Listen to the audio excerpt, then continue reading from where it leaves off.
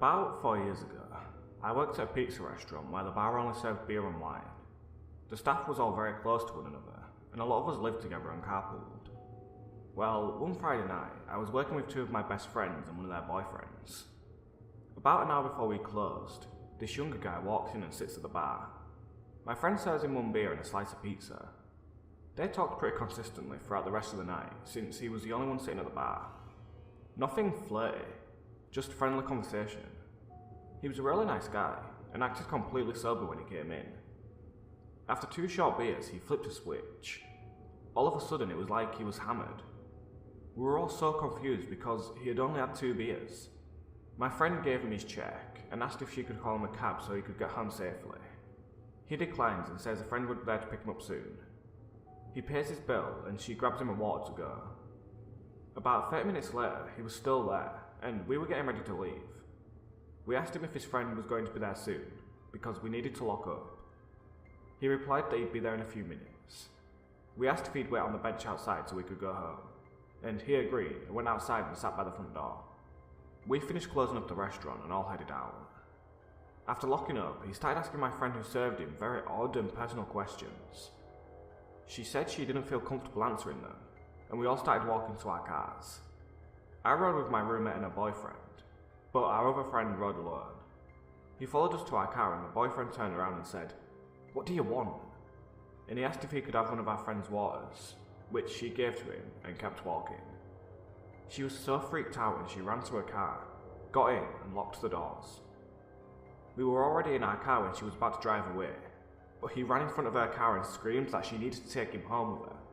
She yelled back that if he didn't move, she would hit him with her car. He flung himself onto her car and took something out of his pocket. I think his keys, but I was too far away to be sure, and repeatedly hit her car window. My friend's boyfriend started rushing over there and pulled him off the car, and she drove away. The guy rolled over onto the sidewalk and started to crawl away. We drove off right after this, and haven't seen him since. I will never forget what this guy looks like, and I hope to never meet the creepy barman again. This all started last year, when I, a 22-year-old male, bought my first house. It was a great deal for a piece of property in the area, since it was located next to a party house. Strange people were in and out all the time, lots of screaming at each other late at night. 2 times they knocked on my door to borrow my phone to call the paramedics. It was unpleasant, but most of them were polite and didn't bother me. All but one person. This guy gave me weird vibes from the start. He cornered me one day when I was taking out the trash and introduced himself. I forgot his name almost immediately, as I was in a hurry and didn't really want to talk. He started hounding me for my own name, which I gave reluctantly, not wanting to be a rude neighbour since I was going to live there for a while. He then pressed me for my last name and who my parents were. None of this is particularly strange since we're both First Nations, and it's common for people to know each other through familiar ties, and I look really young. I'm often mistaken for a 16-year-old, and since he looked in his 40s, I didn't think much of it. Just someone older than me wanting to know if we're related or something. The whole time he stood way too close, about 2 inches away from me. I started getting uncomfortable when he asked me if my parents were home. I live alone with my dog, but I didn't want him to know that, so I said they were home. At their home, which is technically not a lie. He then asked me if I work, and where I work. I told him I had to go and just carried on my way. He then asked me if I wanted to come and party, and motioned towards the seemingly empty party house. This was in the middle of the day. Super uncomfortable now. I ended up not answering and just going back into my house. A few times after that, he tried talking to me again while I was taking out the garbage, and being the wimp I was back then, I just pretended like I didn't hear him. He'd carry on the conversation himself one-sided, or just repeat my name trying to get my attention, but never said anything particularly alarming.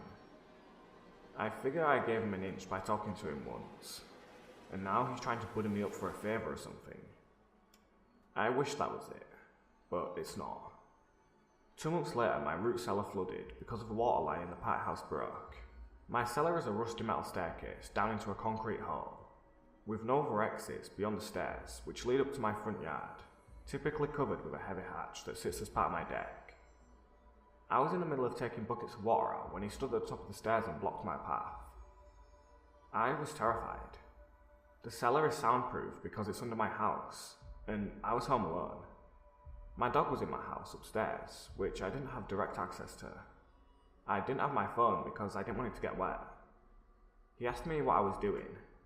I told him my cellar was flooded and he took a step down the stairs. I stepped back and into the water, and he advanced after me. I told him it was okay, I have it handled, and that he needed to be careful because the water could be electrically charged, and that I was safe because I was wearing rubber boots. Thankfully, this made him stop and he left without another word. It was a big fib because my power was off, but it was the only one I could think of at the time. I waited half a minute to make sure he was gone before booking it up the stairs and into my house. I borrowed a sump pump the next day from a family friend, so I wouldn't be stuck in the cellar alone for extended periods of time again. He continued to try to talk to me from time to time, but the wall was shut off at the party house, so he was showing up less and less. Eventually, the building was evicted. Some people still wandered around the property from time to time, but never him, and it was torn down some months later. Fall came around, and there was a knock at my door. Yep, it was a neighbour. He asked me if I remembered him, and I told him I'd never seen him before in my life. He told me to have a safe night, and left. So, my neighbour's creepy friend? Let's not meet again. Edit. Little wordage changes for clarification. I use the term party house because they were all there lawfully. Both the tenant and the landlord were aware and fine with the get-togethers. And as far as I knew, it was only alcohol being consumed. I could have used drug house, but I didn't want to put it into your head that I was next to a meth lab or something. It was just some down on their luck people, and maybe some better off friends, who came around to drink nearly every day. I didn't have a personal issue with any of them except this one guy. Edit 2. I think a lot of people assumed I'm a girl from the nature of the problem. I really should have added my gender to begin with. Sorry about that. I thought I mentioned it somewhere in the story that I'm a guy, but the comments led me to reread my story, and lo and behold I completely forgot to add it anywhere. It's also important to note that I introduced myself with a masculine name, so he should have known that I was a guy from the beginning. So, this happened to me about 6 months ago now. I'm originally from a town in the north of the UK, but I was living in a different part of the country at the time for university. I was just going into my second year, so I had moved from student accommodation, like halls, to a house share with 4 other girls. We were in a pretty nice house in a small dead-end street, and all the shops and bars were at the end of our street. I was in a bedroom that was on the bottom floor, and at the front of the house. It had originally been a living room, but had been changed into a bedroom for student housing. Because it used to be a living room, the window was a huge bay window that took up the entire length of the front wall. The house had a big driveway and a front garden, both with fences around. This meant that you couldn't walk past the front of the house without intending to be there. You would have to walk up the driveway. I had been living in the house for about 2 weeks when this happened. On this particular night, there was only 2 of us in, as our other 3 roommates had gone home for the weekend. The other girl that was in had a second floor bedroom, also at the front of the house. It was around 2 AM, and I was sat in bed watching Netflix. I didn't usually stay up this late, but I was talking to a new boy at the time, and I would often stay up late just to talk to him. Sad, I know, but new relationships are exciting. I remember wanting to go to sleep at about 12:30, and decided to stay up a little bit longer to talk to him, and I'm glad I did now. At this time, I was quite naive and didn't really think much about the dangers of not locking doors and leaving windows open. I grew up in a really nice area, where we didn't really even have to lock our doors, and so I still wasn't out of this mindset. This experience has definitely changed that. Because of this, I had one of my windows slightly open, and my curtains were open. The curtains didn't matter too much because of the way the house was built. The garden and trees were right in front of my window, meaning no one could see in unless they stood directly in front of it. Being naive, I didn't think there was a possibility that anyone would try to. I was laying down, half sitting up, in bed, with my laptop in front of me. I didn't have my laptop on too high a volume, as although she was upstairs, there was another girl in the house and I wanted to be respectful. All of a sudden, I saw a shadow go past my window, like a person walking past. I froze immediately, as, like I mentioned earlier, There was no way someone could just walk past unless they walked down our driveway and was specifically coming to my house. I thought maybe someone had walked down the wrong driveway, or was possibly cutting through and was going to jump the fence to another house. Something didn't sit right about this at all, however, so I left my laptop running and just looked at the window for a second. I couldn't see out of the window at all since it was so dark outside, but I could make out shadows on the wall just next to it. For a second there was nothing. Then I see a shadow of a man went past, then the shadow of another man about 2 seconds afterwards. At this point I knew something was wrong, and I shut my laptop immediately in the hope that if they look into my window, they wouldn't see me. A bit of time went past, maybe like a minute or two, and I just sat in the pitch black waiting to see if I saw anything else. After this bit of time went by, another shadow of a man went past my window in the opposite direction, as if they had both walked in front of my window and to the back of the house, but only one came back. I was certain at this point that they were doing something wrong, but for some reason, I couldn't move. My brain was trying to process a million things at once, and I was so scared that I froze. I felt like if I moved, they would know I was there, and I had no idea whether this was a good thing or a bad thing. For all I knew, they could have been hoping for a young, 19-year-old girl to be inside, and I didn't want to run the risk of letting them know that I was there. I was also completely naked under my covers, and it definitely crossed my mind that if I got up and they could see into the window, they would see me naked. After what felt like an eternity of just sitting and waiting, I heard a loud bang on my window. It sounded like someone had hit something such as a rock off the window with force. I assumed they were trying to break my window and panicked, but still couldn't move. I can't explain what was going through my mind, but it was almost like I was waiting for a completely different thing to happen before I got up, as if I was being overdramatic or something. After the loud noise, I would say about 30 seconds went past. Then all of a sudden my curtains started moving, and I see a hand come around the side of them to get them out of the way. They were big curtains, and my openable windows were on either side of the big window, meaning they were slightly blocked even by the open curtains. I then looked over to the curtains and see a figure of a man climbing through my window. He was halfway through my window with the top half of his body inside my room. This is when my mind finally decided that this was a fight or flight situation, and I shot up and ran towards my door on the other side of the room. It was locked, so I had to fumble for the key, turn it, and then open the door and run, all the while making a huge amount of noise. I ran up the stairs and knocked to my roommate's room.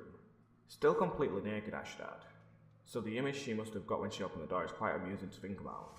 She opened the door almost immediately, which I found odd for it being 2 AM, but I was thankful nonetheless. I told her what had happened, and we locked her door and started panicking. Neither of us knew what to do, as we'd never been in a situation like this before. Being stupid and young, I decided to ring my mum. Completely not helpful to the situation, but I wasn't thinking straight, and she told me to ring the police immediately, obviously. So we rang the police, and because we didn't know if the men were in the house or not, they arrived within 2 minutes, as it may have been an active burglary. I had left my laptop and all my possessions in my room, other than my phone, because it happened to be in my hand when I ran. So if they were in my room, they would have plenty to take. The police arrived, and we threw down some keys from the top window to them so they could let themselves in. They searched the whole house top to bottom and found no one. I went down when they reassured us it was safe and checked my room, and nothing had been taken. I knew for sure they mustn't have come into my room at all, as my laptop was clear as day on my bed and would have been the first thing they'd have taken if they'd have seen it. The police agreed that I must have scared them off by getting up, as they mustn't have expected anyone to be in. They must have thought the room was a living room, as it made sense for it to be, and had been expecting to rob the place while everyone was asleep upstairs. I had this crazy thought process for all of this, where I started wondering if I had seen what I thought, and started doubting myself and wondering if I was just insane. But when I went down to check my window, it had been completely open to its fullest extent. I had opened it only a crack at most, and this just confirmed that what I had seen was completely real. I learned a valuable lesson about leaving windows open that day for sure. While the police were there, they actually got radioed about an attempted robbery just a couple of streets along from mine, and they suspected it was the same 2 men. Nothing ever came back about that though, so they mustn't have caught them, unfortunately. They told us that if they did catch anybody engaging in a similar crime, they would get back in touch, but to this day they haven't. So either they've been caught and not connected to my case, or they haven't been caught at all. CSI came the next day and actually managed to get a fingerprint from my window, but they said the person must have been sweating or something, as the fingerprint was too smudged to get anything from it. I am so glad I decided to stay up super late, as if I hadn't been awake for this.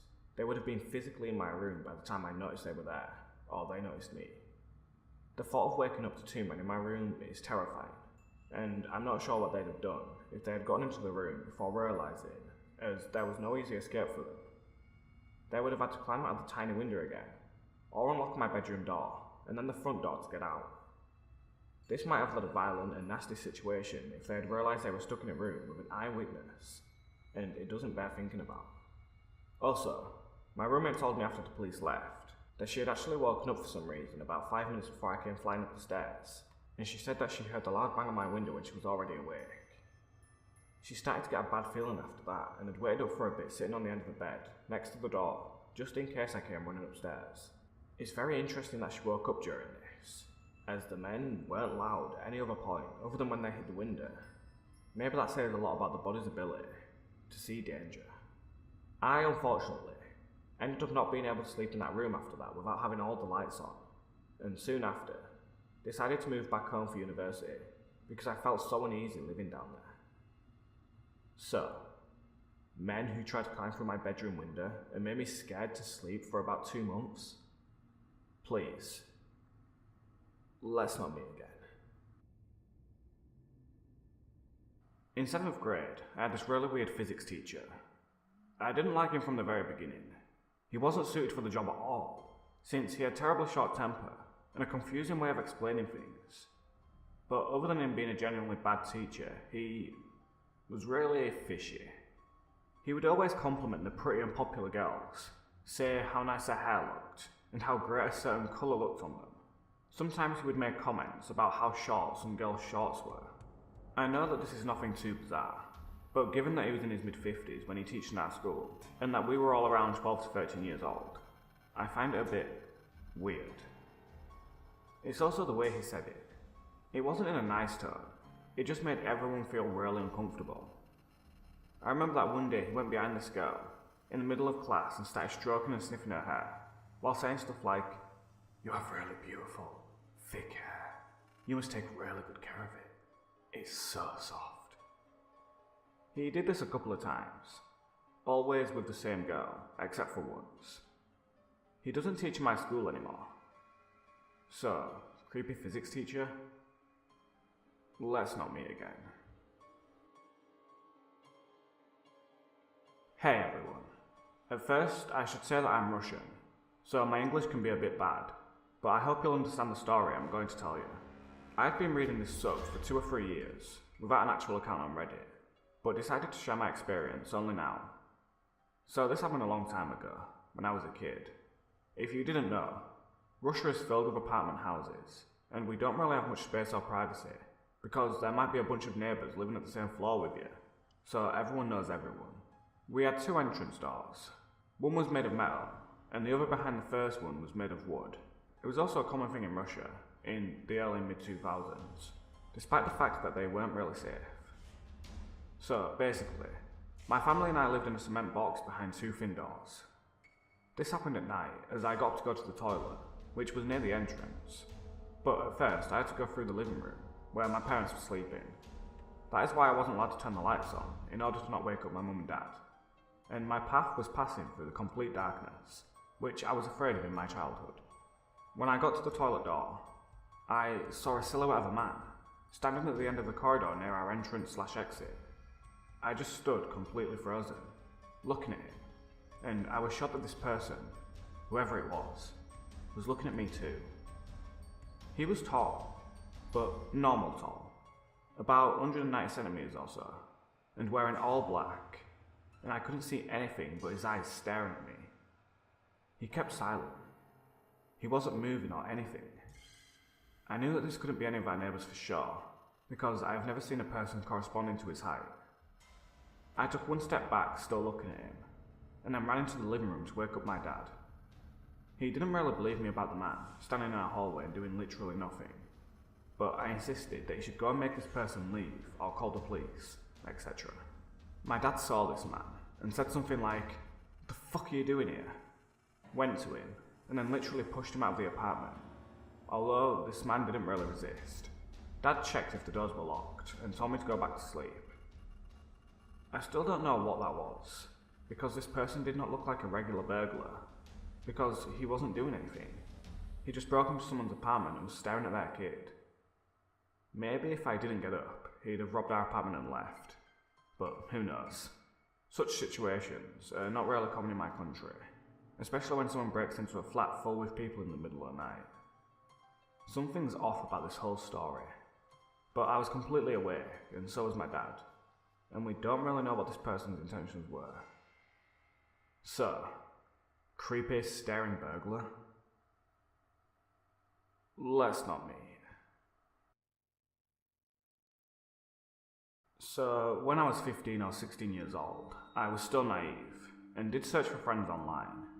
I got to know a guy much older than me, and after a few days of chatting, he asked me if we could meet, and I told him sure. We did meet, went for a drink, and then he asked me if I wanted to go back to his place. I felt uncomfortable and told him no. He did keep insisting, but again, I told him no, and after that I went home. I think he wanted to have sex or something, but like I did say, he was a lot older than me, and I didn't really like older men. I'm not trying to offend anyone. He did keep asking me if I wanted to meet again, and such, but I told him no. Plus, I had a boyfriend at the time. The website I got to know him on was declining, so I stopped using it. Fast forward to 2 years ago. I just finished working and went to get on the bus home. Everything was okay till I had my bladder full and had to use the restroom. Though it was a weekend, and the bus went on this course every hour, but I really couldn't wait 20 more minutes just to go home. So I got off the bus and went to the bathroom. I called my friend and asked if I could go to her place just for 40 minutes so that I wouldn't have to wait outside. My friend told me that I couldn't go to her place because her nephew was there, and so I did say that I would go for a walk. I went for this walk, and when I reached the tunnel, I went on another road so I could go back to the bus station. While I was walking, a guy in a red car pulled over to me and started to talk to me. In the back of my head, I felt like I saw him somewhere, but I couldn't recall. Yep, it was the guy from the chat room that I mentioned before. I kept walking, and he was slowly driving his car. He asked me if I needed a ride and that he would take me to where I needed to go. I told him no, and then he told me that he remembers me from years before. But I was playing dumb and told him that I didn't remember him. He then proceeded to ask me if I had a boyfriend and if I wanted to grab a drink with him. I told him that I did have a boyfriend, though this was a big lie, and that no, I will not go for a drink with him. Well, in the end, he ended up taking his dick out of his pants and started to stroke it. I was still walking, by the way. And he told me that my boyfriend didn't have a dick as big as his. I really started to panic, but I saw that I was nearing the house where an ex-professor of mine lived, and I just wanted to bolt there and started to knock on the door for help. Well, before I could, the guy drove off. After that, I just went on the bus and went home. So I wrote another one of my experiences here, and it was really cathartic and nice to see support from people. I have a bunch more because I moved around a lot as a kid right up to now, so if you guys are still interested, I'll keep posting them. Anyway, I lived in Sydney as a child. Not hustling and bustling inner city, but kind of southwest in what you would call more family-based environments. Close enough that my dad could commute fairly easily, considering the traffic in peak hours, but far enough that my mum still felt safe when she was home alone with us for a day. Sydney City is pretty dodgy, and normally, only those who have cash to splash can consider themselves properly safe. Now this was in the early 2000s. Nothing as sophisticated as widespread, and easy access to video feed doorbells, and once again, only those well off had monitoring systems. My family was young. My parents were mainly considered too young to have 2 kids, and hard-working to provide for us. We lived in a 2-bedroom unit/apartment that, for most of my early memories, was amazing. We had plenty of friends in the neighbourhood that's parents would set playdates with us. It was a nice area, but at night, as I've since learned, you can never be too sure of anything. Growing up, I was quite an inquisitive child. My older brother, even with the extremely small age gap between us, was leaps and bounds ahead of me. He would be what you call classically book smart. I love him a lot, but the fella just does not have any common sense or street smarts. Even then, I remember my mum worrying about him. I was always very protective of him because, although he was older, he was smaller. My mum never worried about me. I was always down to make a scene if something was wrong, and very heavily relied on my gut instinct. My brother had really bad asthma. Whatever.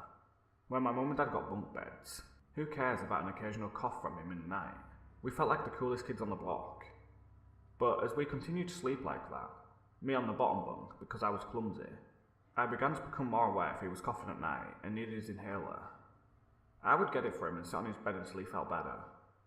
It would wake me up some nights, like this one in particular. It was a pretty usual night, nothing to double take it. My parents were in bed and it must have been about 1:30 AM when I heard my brother started coughing. It woke me up instantly, and I was aware of what I had to do to help him out. Run out of the mill night. Except this time, when I went to roll over, I stopped myself. There was someone in the room. Figuring my dad had heard him, I simply looked up from the bottom of the mattress and asked, "Did I miss the coughing this time, Dad?" There was no answer. Instead, a figure, in all black, slowly bent down and signalled me to hush as he stood back up. I got out of bed and started looking at him. He was standing bolt upright, but his head was cocked to the side as if it was a fascinating thing that my brother was coughing his guts out. Eyes fixed on him the entire time, just shifting the tilt of his head every now and then. I got a gut feeling that this wasn't normal or safe. The dread washed over me and I screamed for my dad. This man didn't even break his stare, just stood there until my dad rushed with a bat. He gave one more glance at me and took off, weaseled past my dad, who couldn't get the angle to swing, and bolted. My dad took off almost in step with the creep. I kind of adrenaline blurred the next bit from my junior memory, but my next memory is watching my dad walk back up the street dragging the bat. Apparently, he had chased him fueled with anger, but just missed when he swung at him. For the record, I vaguely remember that my dad wasn't very convincing. I think he just did it to calm my mum and us, but he was a very fit and muscular guy, and he probably got a couple of good ones in before it was over. We went through the regular steps with policing and statements, but nothing ever happened with that, and we ended up moving not long after that incident. But, creepy guy watching my brother sleep? Let's not meet. My sister doesn't have a Reddit account, but as a long-time reader with no material of my own to post, I thought her story would work well for this sub. My sister has been married for several years, but this is the first time she felt genuinely unsafe in her own home. Her husband was finishing up school and they just had a baby, so she was pretty sleep deprived. She had gotten sick, and my brother-in-law wanted her to get some decent rest, so he stayed with the baby in the living room and the nursery to take care of her while my sister slept. My parents wanted to see the baby, so my brother-in-law came over to the house for a bit and just let my sister rest. It should be noted that my brother-in-law is extremely paranoid, even though we live in a low-crime area. He's from a sketchy Midwestern town though, so it makes sense. So he makes sure the doors and windows are locked before leaving, and half wakes up my sister to let her know that he's going to our house with the baby, and that he'll pick her up some dinner on the way back. My sister sleepily agrees and falls back asleep. Fast forward a couple of hours. My sister has to wake up to breastfeed/pump because her chest is starting to hurt. She prolongs this and tosses and turns for a while because she was still exhausted and didn't want to get up. Once she starts coming to, she realises that the house is super cold. Once she actually opens her eyes, she hears the front door shutting, but she's super out of it. Assuming it's her husband, she calls out his name, but gets no answer. The room is pitch black, and all of the other lights in the house are off, so she can't see anything. Suddenly, she gets a really horrible feeling she can only describe as stepping into a freezing shower. She gets up and checks the thermostat, which was fine. She assumes she's just cold because she's sick. She turns on some lights and then does a quick turn around the house and realises no one else is home, and that the front door is still locked. This obviously freaks her out, and she texts her husband to ask when he'll be home. He gets home not long after, They have dinner and he stays with the baby in the living room and sleeps on the couch. My sister notices that one of the windows in the bedroom is open, and she says that she doesn't remember opening it, but that would explain why she was so cold earlier. Her husband makes sure to check that all of her windows are shut, and that the door is locked after my sister explains to him the weird feeling she got earlier. Later, she wakes up again around 2 AM to pump, and that disgusting feeling creeps up again. She shoots up out of her bed, and can barely make out someone standing at the foot of the bed. She thinks it's her husband, similar height and build, so she asks him to bring her some water while she's prepping the pump. The figure doesn't move or speak. She repeats herself, and in what she describes as the most terrifying moment of her life, he answers her. No, go back to sleep. I like to watch you sleep. The voice definitely does not belong to my brother-in-law. She turns on our side desk lamp and starts screaming at this creeper, wearing all black. He just starts giggling. Her husband jolts out of his sleep, and she scrambles for the knife that she keeps on her table, and the dude just books it out of the window. He had opened it and climbed through. She knows for sure that he was watching her sleep earlier when she was napping, and that it was probably him that she had seen shutting the bedroom door earlier. They call the police and file a report, but nothing really comes out of it because he technically didn't do anything besides trespassing, because they said they couldn't be sure if they could charge him with breaking and entering, because my sister doesn't remember if she opened the window or not. Idiots. They have no idea how he didn't injure himself while he jumped out the bedroom window, because when my brother-in-law ran out the back to give him a chase, he had already disappeared. It's been a few years and nothing ever really came out of the investigation, and I had the windows and locks replaced. So, creepy guy that likes to watch people sleep, stay away from my family, and you better hope we never meet. TLDR, creepy stranger my sister mistakes for her husband in the darkness breaks into house just to watch her sleep.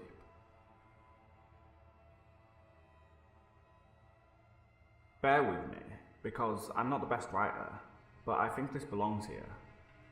This is a story about this guy who stalks me. Alright, so basically this happened about 3 years ago, although this guy still tries to contact me sometimes. Let's call him Dean. My dad owns a golf course, and we are constantly hiring new people. I worked there every summer until last year. Dean got hired and I was pretty excited because he was younger and pretty cute. He would talk a lot when we were working, and he also managed to get my number, so he would text me every so often to see how I was doing, or what I was up to. After a while of working with him, I considered him a close friend and enjoyed his company. I was in my final year of high school and was planning on taking a year off to go travel around Europe by myself. I started to notice that I would see Dean everywhere. He would be at the mall, or the grocery store, and basically everywhere that I was. He started texting me really creepy things out of nowhere, like he wanted me to have his kids, and he wanted to be with me forever. I would hang out with him once in a while too. The last time we hung out, he tried to sexually assault me, and that was the point where I realised he's dangerous. Pretty soon after I started, I cut all contact with him. About a month after, he shows up to my house and tells me he bought a plane ticket to England and that he's coming with me, and he's excited he never had to leave me again. My dad had to call the police and he was arrested and taken away. A little bit after this, I leave for the year, and when I get back, he's still trying to contact me, messages me every day. So finally, my dad and I agree to meet with him, to tell him I'm getting a restraining order, and he tells us he doesn't think he can live without me, and he's going crazy. That's the last time I talked to him in person, but every so often I'll get a text from a random number, and it freaks me out knowing that he's still living in my area. Not sure what I'm going to do if I see him again up close. So, Dean, let's not meet again. Also, side note, I do see him from a distance every once in a while, at like the grocery store, and he's usually talking to himself, so I'm not really sure if he has some mental issue, but he definitely scared me, and I'm always worried I'm going to see him if I go out. It was my girlfriend's graduation night, and after a graduation ceremony, we decided we would spend a night in the city. We booked ourselves a hotel which was on the outskirts of the city, and when the night was getting warmer, we decided we would go back to the hotel to get changed into more casual clothing before heading back out. It was about 9:30 PM when we made this decision to get changed, and our hotel was a good 45 minutes away from where we were. Things seemed alright at first when we started our walk, but as we got further away from the city, we noticed something strange.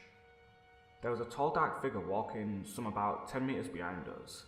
I didn't tell her at first, cause it was her night, and I didn't want to scare her, as well as didn't want to trigger a false alarm.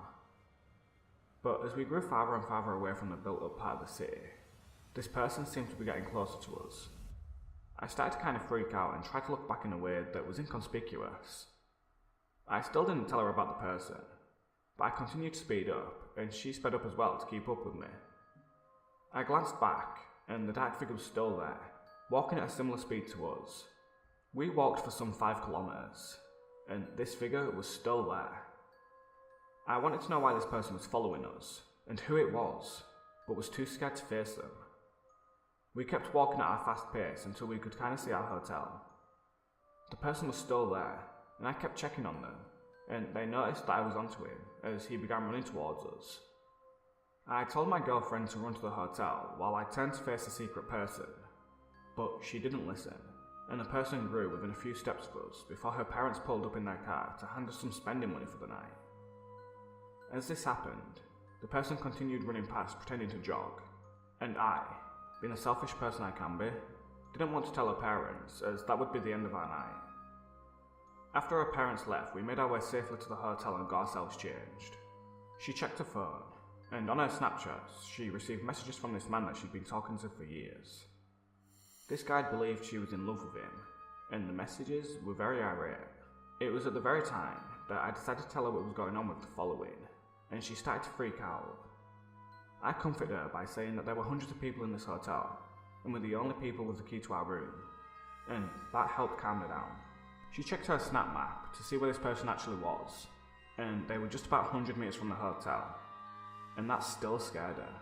And when her twin sister's emoji showed that she was about to walk right past him, I rang her to tell her what happened, and her sister's boyfriend was on high alert when walking through the area where the guy was. But he didn't pay any interest to her sister, and only to us, sending my girlfriend messages and trying to call her. He continued to do this until the point where I rang this man myself, and aggressively told him to fuck off. At that moment, his snap went ghost and we didn't hear from him from the rest of the night, but still didn't know where he was. The 4 of us, me, my girlfriend, her sister and her boyfriend, stayed in the hotel room, hoping to not hear a door knock. Well, anyway guys, that's it for this video. If you enjoyed then please leave a like, share and subscribe if you haven't already. If you have any stories of your own which you would like to have shared, please make sure to contact me, link in the description, and you may be featured in a future video. Well, anyway, I hope to see you soon, and I'll speak to you later.